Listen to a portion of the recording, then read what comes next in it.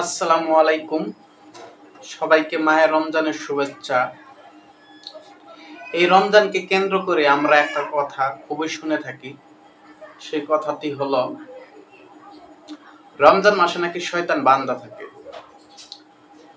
আমাদের সমাজে কাঠমোল্লারা বলে থাকে শয়তান নাকি ৭০,০০০ শিকল দিয়ে বান্দা থাকে। কোথায় বান্দা থাকে সেগুলা বলে না। আসলে শয়তান কোথায় বান্দা থাকে? আসমানে না জমিনে?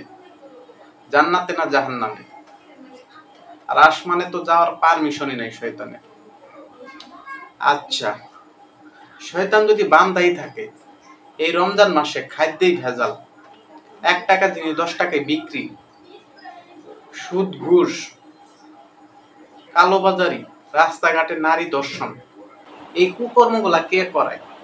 শয়তান তো বান্দাই থাকে। আসলে আমরা বুঝি না শয়তান কি। শয়তান একটি চরিত্রের নাম, একটা বৈশিষ্ট্যের নাম। শয়তানের আসল চরিত্র হলো আজাজিল। আমরা প্রত্যেকটা এবাদতের ক্ষেত্রে আমরা শুধু আরবিটাই ধরে রাখি। বাংলা অর্থ যদি জানতাম তাহলে এবাদতের আমরা স্বাদ পাইতাম।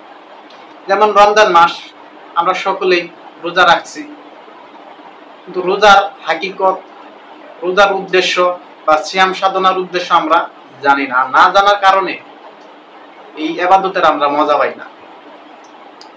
অনেকেই তো এটাই মনে করে থাকে যে সকালে বা সাহরি খেয়ে সারাদিন না খেয়ে থাকার নামই রোজা। আসলে এই রোজার উদ্দেশ্য কি তাই না। রোজার আরো উদ্দেশ্য আছে, আরো কর্ম আছে, যেগুলো আমরা না জানার কারণে ইবাদতের স্বাদ আমরা পাই না। যাই হোক, আমি যেহেতু শয়তান সম্পর্কে আলোচনা করছি, এই সম্পর্কে কিছু বলার চেষ্টা করবো ইনশাআল্লাহ।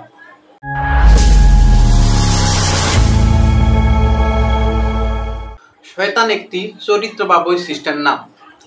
শয়তানের আসল চরিত্র হলো আজাজিল। আপনারা সকলেই জানেন, আজাজিল জিনদের সর্দার ছিল। সে কোটি কোটি বছর ইবাদত করে আল্লাহ তাআলার প্রিয় পাত্র হয়েছিলেন এবং ফেরেশতাদেরও সর্দার হয়েছিলেন।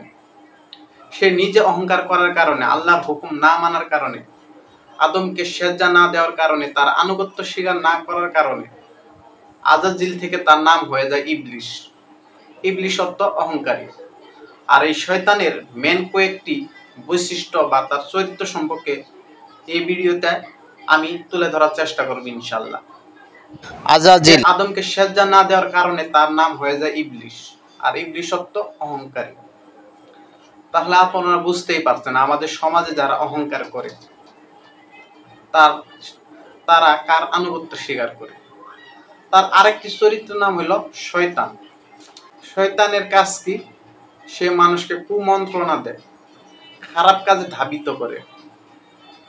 আমাদের সমাজেও দেখবেন অনেক মানুষ আছে মানুষকে কুমন্ত্রণা দিবে, মানুষকে খারাপ কাজে ধাবিত করে। এগুলো হলো শয়তানের কাজ। শয়তানের আরেকটি বৈশিষ্ট্য হলো খান্নাস। খান্নাস অর্থ হলো মোহগ্রস্ত, নেশাগ্রস্ত। আর এই নেশাগ্রস্ত লোকদের আল্লাহ তাআলা নামাজের ধারে কাছে আসতেও নিষেধ করেছে। কিন্তু আমাদের সমাজের মোল্লারা যারা গাঁজা খায়, মদ খায়, তাদেরকে নেশাগ্রস্ত বলে চালিয়ে দিয়েছে। আসলে ব্যাপারটা সেরকম না। ব্যাপারটা হলো এরকম, দেখবেন আমাদের সমাজে অনেক মানুষ আছে সুদ খাইতে খাইতে জীবন পার করে দিছে, তবুও সে সুদের টাকা ছাড়তে পারে না। ঘুষ খাইতে খাইতে জীবন পার করে দিছে, সে ঘুষের টাকা দিয়ে একটা বাড়ি করেছে, দেখবেন সে এক বাড়ি করার পর আরেক বাড়ি করার চিন্তা ভাবনা করছে। কিন্তু যারা গাঁজা বা মদ খায় তারা দেখবেন একসময় তাদের নেশা কেটে যায়, তারা নেশাগ্রস্ত থাকে না। কিন্তু যারা সম্পত্তির লোভ করে, টাকা পয়সার লোভ করে, নেশা করে, এদের নেশা কখনো শেষ হয় না। আর এরকম শ্রেণীর লোকদেরই আল্লাহ তাআলা নামাজের ধারে কাছে আসতেও নিষেধ করেছে। তারা সম্পদের পাহাড় গড়েছে কিন্তু ১ টাকা দানের বেলায় নাই। এই সব লোকও শয়তানের অন্তর্ভুক্ত। আর সবগুলো বৈশিষ্ট্য যার ভিতরে থাকবে সে হলো খবিশ। এই হলো শয়তানের মোটামুটি আসল চরিত্র বা বৈশিষ্ট্যের নামগুলো। এগুলা থেকে যদি আমরা নিজেকে বিরত রাখতে পারি তাহলে আমরা সফলকাম হতে পারবো ইনশাআল্লাহ।